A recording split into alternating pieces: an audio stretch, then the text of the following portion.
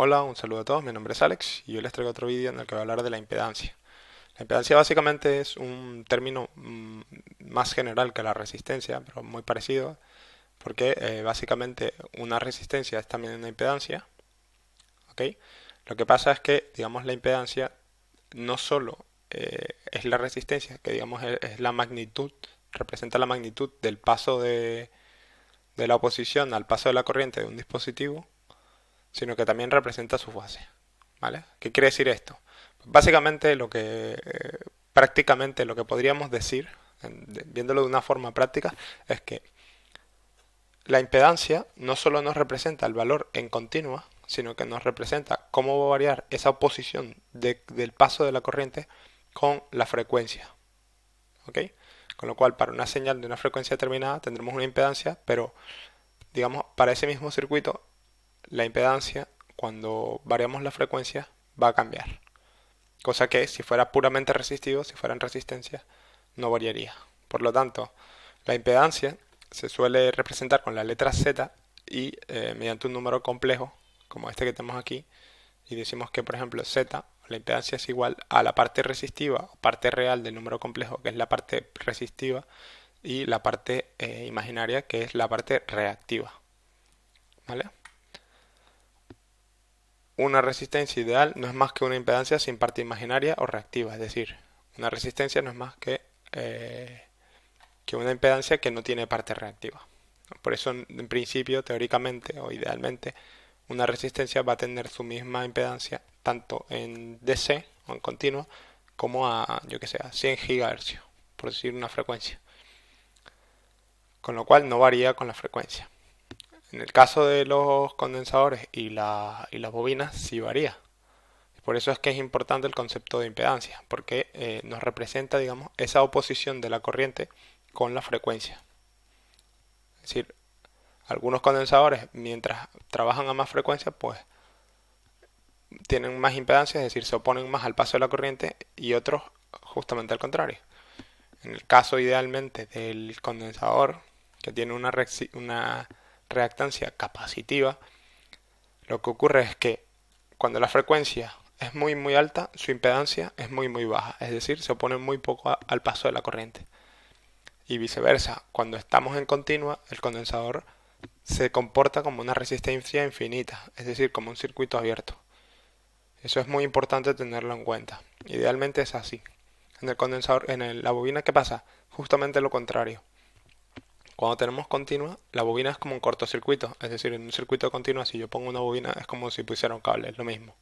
Tiene una mínima resistencia, pero son un efecto parásito que no es, digamos, lo que nos interesa en estos momentos. Si pusiéramos una bobina ideal, su resistencia sería cero, por lo tanto sería cortocircuito, o mejor dicho, su impedancia sería cero, por lo tanto sería cortocircuito en continua, pero a medida que aumentáramos la frecuencia, la impedancia de la bobina aumentaría y por tanto lo que haría es que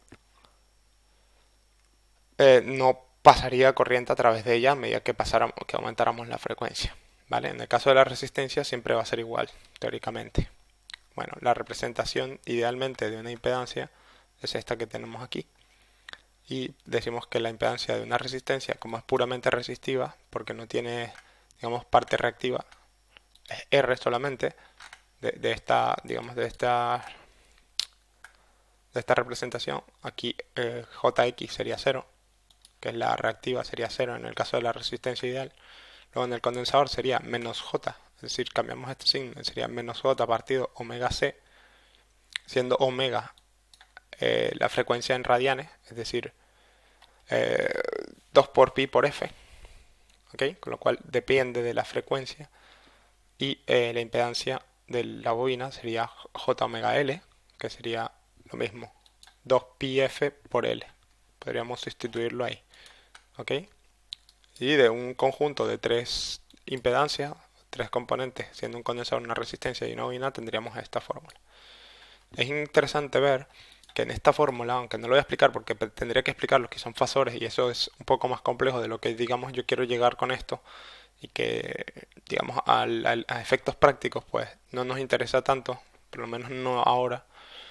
Lo que sí que es interesante ver es que si nosotros cogemos esta expresión de aquí, esta expresión de z igual a r más jx, siendo x la impedancia, o esta de aquí abajo, si quitamos el j omega l y nosotros hacemos que la frecuencia sea 0, como está dividiendo a esta parte, decimos que 0 por c da igual el valor del condensador, pero si lo multiplicamos por 0, es decir, la frecuencia es 0, con lo cual estamos en continua, es como si estuviéramos dividiendo 1 partido por algo multiplicado por 0, 1 partido por 0, que eso en principio es infinito, ¿ok? Con lo cual es como si estuviéramos haciendo la impedancia infinito. En el caso de la bobina es justamente el contrario. Bueno, y si la frecuencia fuera infinita, es decir, si tuviéramos una frecuencia muy alta, ¿qué haría? Que sería 1 partido infinito, que sería 0. Con lo cual la impedancia total sería baja. O bueno, lo que nos daría R en este caso. Pero si lo hacemos aquí, si omega fuera infinito, nos daría 0. Si omega fuera 0, nos daría infinito la impedancia, que es el caso de continuo. Por eso el condensador se comporta así. En el caso de la bobina es justamente el contrario. Si omega, es decir, la frecuencia es infinita, su impedancia es infinita. Y si su frecuencia, digamos la frecuencia en la que está trabajando es 0, su valor de impedancia es 0. Lo del signo no es que sea una impedancia negativa, siempre tiene un sentido, pero eso no se los voy a explicar ahora. Ustedes imagínense en el valor absoluto. Olvidamos el signo, ¿ok? Pero simplemente que tengan eso en cuenta. Así que sabiendo esta fórmula, podéis saber cómo se comporta la bobina, el condensador en continua y a muy alta frecuencia, y lo mismo con la bobina. Y eso hay que tenerlo en cuenta porque a la hora de nosotros filtrar, por ejemplo, si nosotros ponemos un condensador como por ejemplo en esta ZL fuera un condensador, si tenemos alta frecuencia, lo que hace es que cortocircuita esa alta frecuencia entre este punto y este punto, ¿vale?